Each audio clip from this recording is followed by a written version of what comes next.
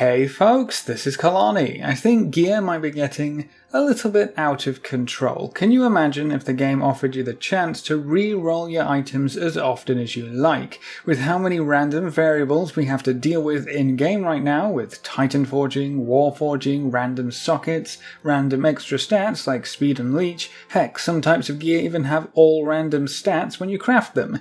It's definitely a lot to deal with, and it means that sometimes gear that isn't really supposed to be the very best turns out to be the very best. There's a whole different argument with Titan Forging and whether or not that should be a thing, which by the way is still pretty crazy. We're only on our second week in Heroic, our first week in Mythic, and I already have a nearly Mythic equivalent trinket, a max Titan forged pair of boots, and a 450 belt. Considering we only have 3 bosses down on Mythic, but I've got better gear than some of the later Mythic bosses, it's a bit wonky for sure, but that's kind of old news at this point. Titan Forging is crazy, yada yada. In patch 8.2 we actually have a new type of gear that's taking the spotlight and causing a few really interesting, I don't know if I would call them problems, but they're certainly shaking up how the gearing process works. Enter Benthic gear. This stuff is way more powerful than you're probably giving it credit for. It's actually insane how powerful this catch-up mechanic is, and it's not just for catching up, let me tell you. If you're clearing normal and heroic, but won't really get the chance to push Mythic Eternal Palace, you might just end up in full Benthic gear before this patch is over. So let's have a chat about why Benthic gear is so important, why it's so powerful, and why that could be a problem. So remember the first question I asked you? Can you imagine if the game offered you a chance to reroll your items as often as you like?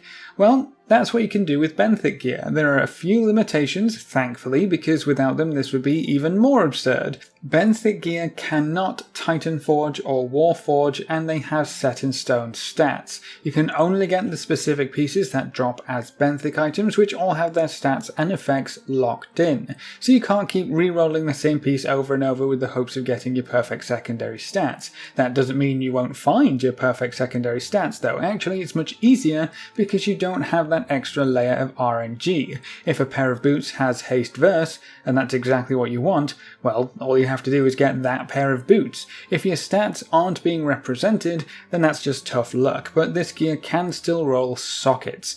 That fact alone has people churning through Benthic token after Benthic token looking for that lucky socket proc.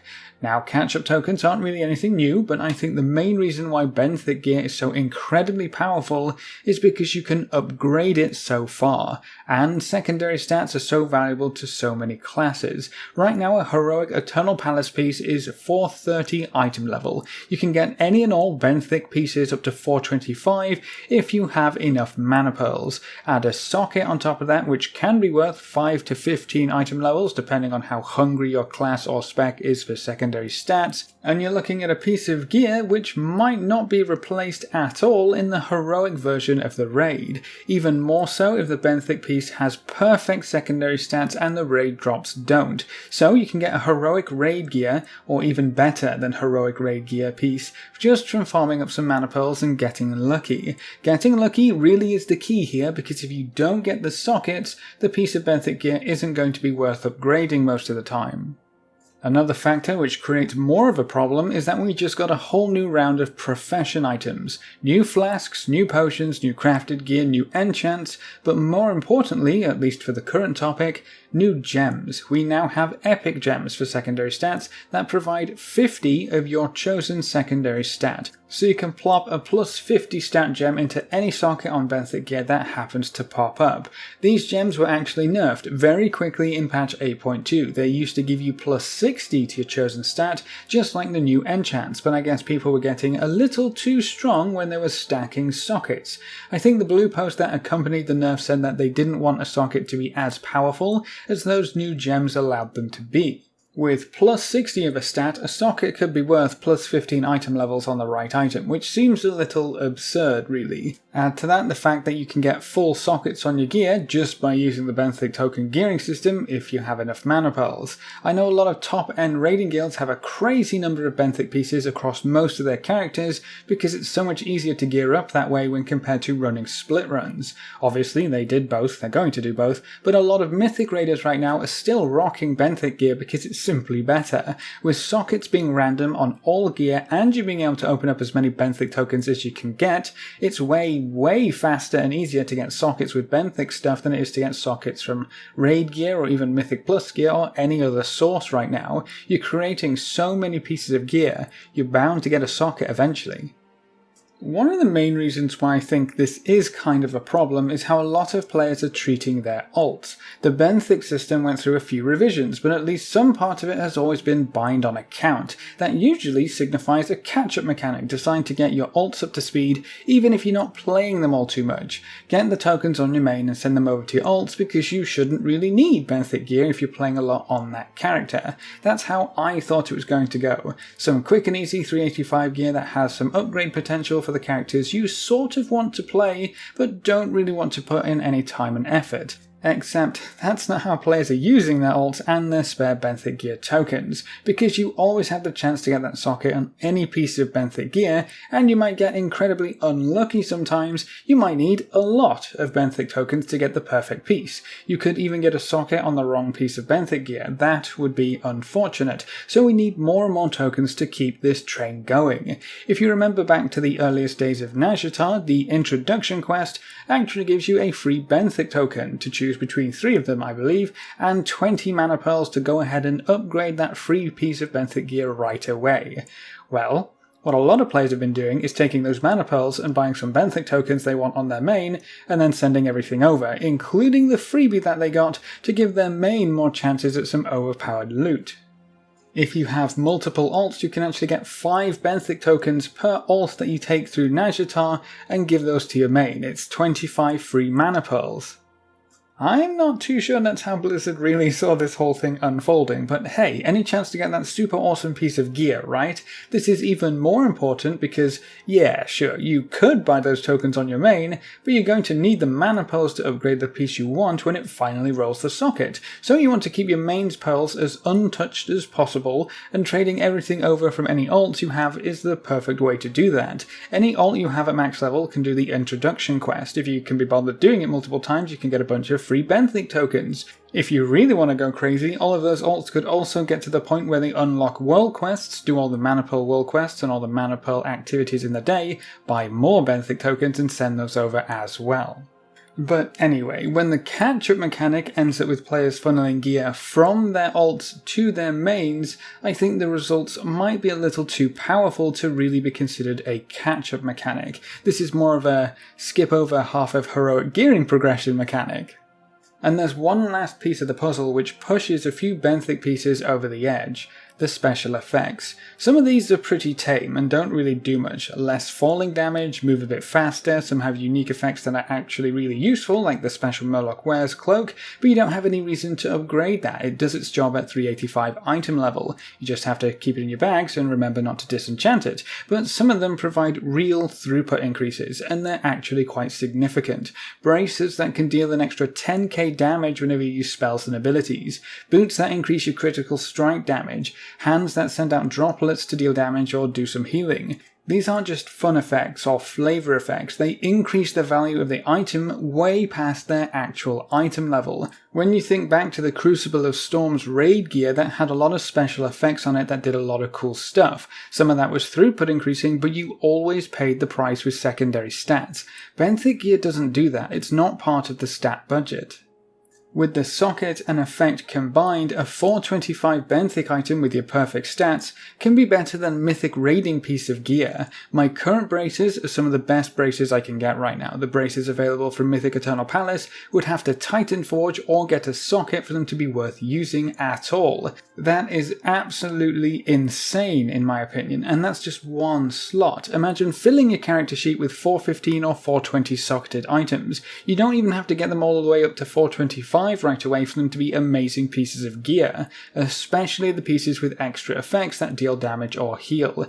If you really want to check this out for yourself and compare the pieces of gear to raid gear or whatever else, Raidbots actually has an option to run the Droptimizer for Benthic gear now. You can see how socketed 425 Benthic gear compares to your current gear really easily and compares to all of the raid gear. I think you might be surprised if you gave it a little look-see. One of the belts is actually an upgrade over my 450 belt from the raid because the stats on my belt are still a bit wonky, which is so crazy to me. A 450 belt from the raid can't eke out a 425 Benthic piece, which is supposed to be a catch-up mechanic? Surely that's just daft. Now, personally, I won't go for that one because it's not worth the effort to me. It's only a marginal increase, but still, But I am still looking for a pair of Benthic gloves. I think the Benthic gear is way stronger than Blizzard intended it to be, mostly thanks to the ability to endlessly reroll your result until you get a socket, and the sockets being worth so much right now, that's going to mess around with the natural flow of gearing up for sure, and a lot of people might skip over some heroic loot they would usually be super excited for because they already have Benthic gear, but the bonuses only work in Nazjatar and the Eternal Palace. That means any other activity, even doing world quests in other areas of the game, won't allow you to benefit from those special effects. That does limit the scope of part of this power package, but considering the Eternal Palace raid is half of the endgame progression right now, it's still worth talking about. I honestly am surprised that we haven't seen any nerfs to the Benthic gear yet, either to prevent them from rolling sockets or to reduce the power of some of their additional effects. I guess this might actually be the reason why the max item level was reduced from PTR to live. All throughout the PTR, the max item level of Benthic gear was actually 430 item level, the exact same item level as heroic raid drops. Can you imagine if you could take these already souped up pieces of loot an extra 5 item levels further? That would be crazy for sure. So maybe they did realise that the system might get a little out of hand. Maybe they actually think it's a good thing. Getting to 425 does take a lot of time and resources. You have to be playing in Nazjatar every day if you want to upgrade multiple pieces of gear. You gotta get those mana pearls, man. That's going to increase the average playtime of a lot of different players when you think about it. The casual players who don't want to raid will still want some of the best gear, so they'll farm Nazjatar for the Benthic tokens and the pearls to get some nice pieces of equipment. The raiders who want to min-max their DPS for the start of the raid, and especially the start of the mythic progression race, will be farming mana pearls on multiple characters to get even more Benthic token rerolls, and so they can save the mana pearls on their main tunes to upgrade the ones that they do get. Maybe it's just all a ploy to get us to play more in Nazjatar so they can say, "This zone was the best zone we've ever made. Look at how much people are playing here."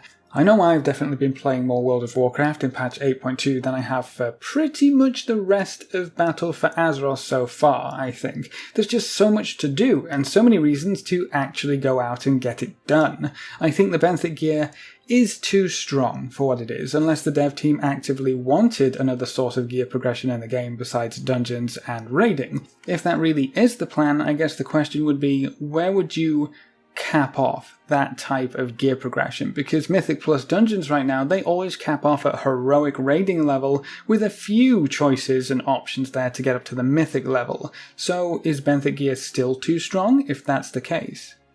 Personally, I don't think we'll actually see any changes made at this point. Nerfing it doesn't really make any sense with how many players are using the gear. That would cause a pretty huge uproar considering you have to invest a lot of time and mana pearls into this stuff. But I really can't help but wonder what the dev team thinks about Benthic gear. Is it too powerful for what it is? Would they do things differently next time? Or is this all going according to plan?